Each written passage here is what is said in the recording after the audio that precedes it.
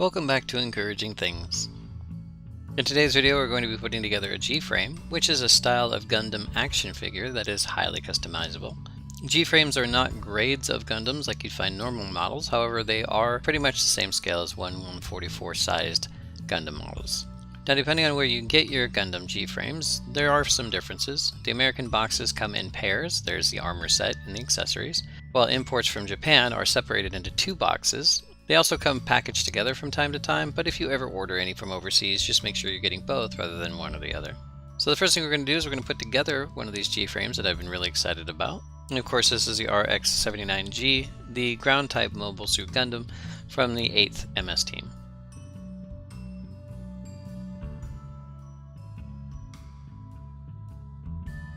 Another key difference between the American and Japanese versions of these models is that the Japanese version comes with a bubblegum. For a bubblegum review, it is like a chiclet, but it loses its flavor within about a minute or two. But they're not bad. And then as you can see, all of the parts that you need are packaged individually in this nice roll-up wrap. And if you need to know how to put them together, all the instructions are located inside the box. The box is perforated, so they're easily accessible. However, once you put enough of these together, you very rarely need the instructions.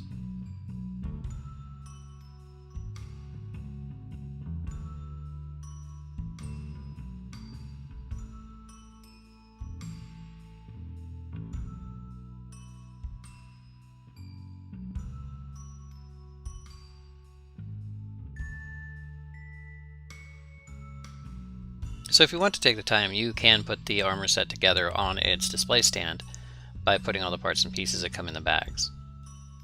I had a little bit of trouble with this because for some reason I thought I'd put the right arm on the left side.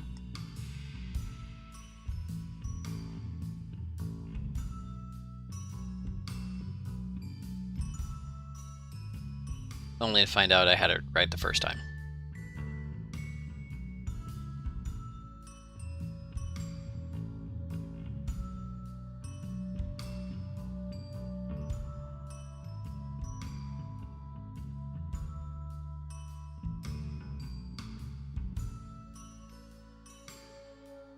And there it is. Now once the armor set's together, this is what you get. The elbows do not bend and nor do the knees, it's very rigid. The feet will bend and the arms will move just to give it a little bit of flexibility, but it is not highly posable, it's mostly just there to show off the armor itself. And that of course is where the frame comes in.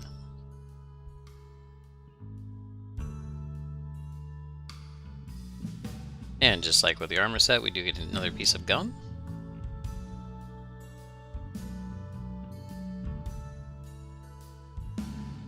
And the instructions are located inside the box.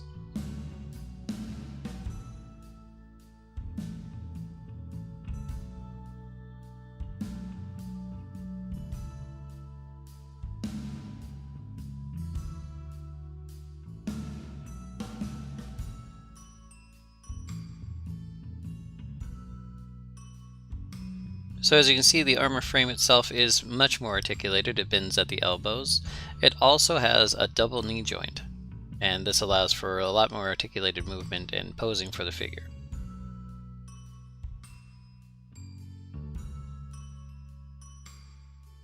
But once you've removed the armor from the display model, you can then place it on the armor for more posability. Now, as you might be able to tell, the modular nature of these particular figures allows you to take parts and pieces from one figure and replace them on another. Here I have a Zaku 2 and a Gem space type. One variation that you might notice is that the legs on these, as well as the shoulders, are slightly different.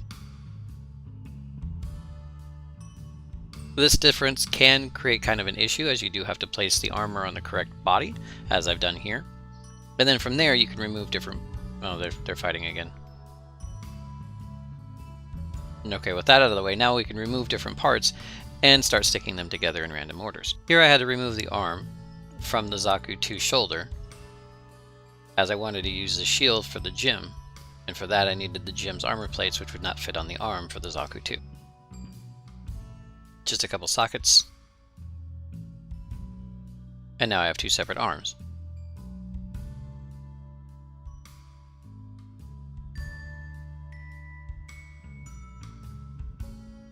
Once the armor gets put on, I can then attach the shield.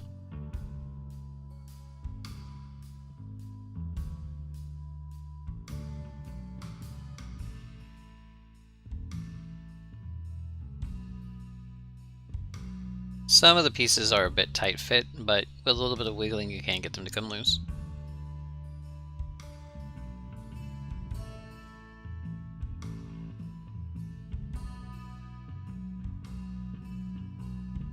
I discovered a small issue with the Zaku 2 models in that the connection holes for some of the pieces were not deburred properly,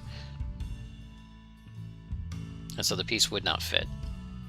However, taking a tiny drill bit and just deburring the hole with a couple of twists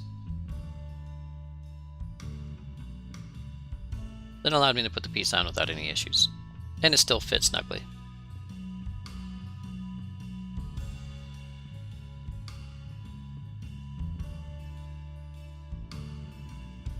Now the hands for the Zaku 2 and the Jim are different sizes, so the Jim cannot hold Zaku weapons and vice versa. So in order to have him hold both of the Zaku 2's guns, I did have to remove his left hand and replace it with a Zaku hand.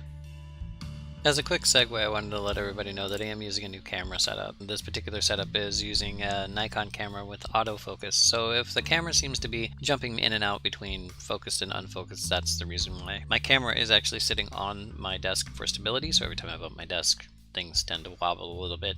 I will try to find a better way to set up the camera in the future, but for now this is functional, if not perfect, so I apologize for any camera wobbly or any out of focus shots.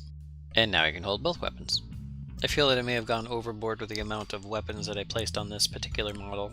However, I did want him to feel like a mercenary who was prepared for everything. And here's the quick finished product. Now the only real customization here is the removal of the Zaku 2 head and torso with the replacement of the Jim head and torso. However, with the 3 mobile suits that I ended up using, I was able to make 3 customized suits, including a lighter version of the Zaku 2.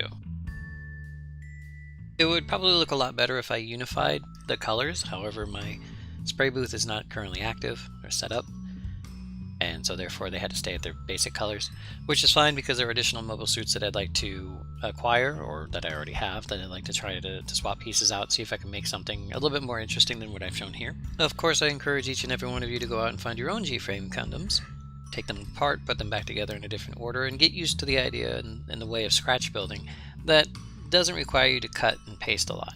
It's a lot of fun, it's very interesting, you can mix and match all you want, and the possibilities are almost endless. So as always, I'd like to thank you very much for stopping by, and thank you very much for watching.